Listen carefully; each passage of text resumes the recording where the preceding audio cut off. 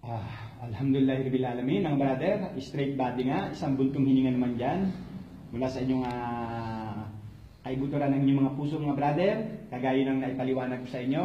Kaya lang, huwag na naman kayo mabibigla, ha. Paulit-ulit ko na itong tinanong sa inyo para ito ay tumanim sa puso, isip at kaluluwa nyo, dahil ito yung paraan ng pagtawag sa akin, Allah, ito rin ang ibinabahagi ko sa kapwa ko, no? Kilala nyo na talaga kung sino yung tunay na Diyos? Sino yung tunay na Diyos?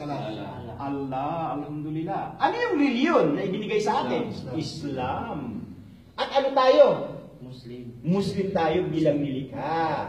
At bakit tayo nilikha? Para magsamba. Ayun, maliwanag na brother. Nilikha tayo ni Allah para siya ay sambahin at lakipan ng paglilingkod at gawa. Maliwanag ng brother. Klaro na? So, alhamdulillah. So, hindi ko na pagtatagalin. Kagaya ng pinaliwanag ko, ang pagtanggap kay Allah ay kailangan magsisimula sa inyong mga puso. So, iparating nyo na to kay Allah subhanahu wa ta'ala. Tanggapin nyo yung ibinibigay niya sa inyo. Yung susi sa paraiso. Pakitaas lang yung mga kanang daliri, mga brother. No? So, brother, ganito. Sapagkat, ibig sabihin nito, isa lang si Allah. At siya ay nandun sa ibabaw ng kanyang trono, sa ibabaw ng kalangitan, somewhere out there. Iparating natin ito sa kanya, mga brother. No? Damahin natin at iparating natin ito kay Allah.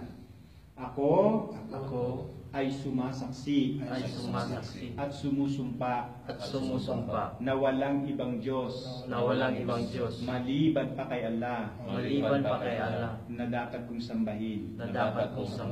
Ako rin ay sumasaksi na si Muhammad ay isa lamang propeta, sugo alipin ni Allah.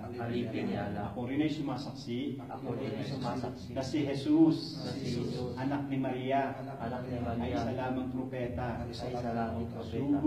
sugo alipin ni Allah. Ashhadu alla ilaha illallah wa ashhadu anna Muhammadan abduhu wa rasuluhu wa ashhadu anna Isa ibnu Maryam Abdullahi wa rasuluhu. Allahu Akbar. Allahu Akbar. Allahu Akbar. Alhamdulillah, congratulations. Thank you, brother. Inshallah.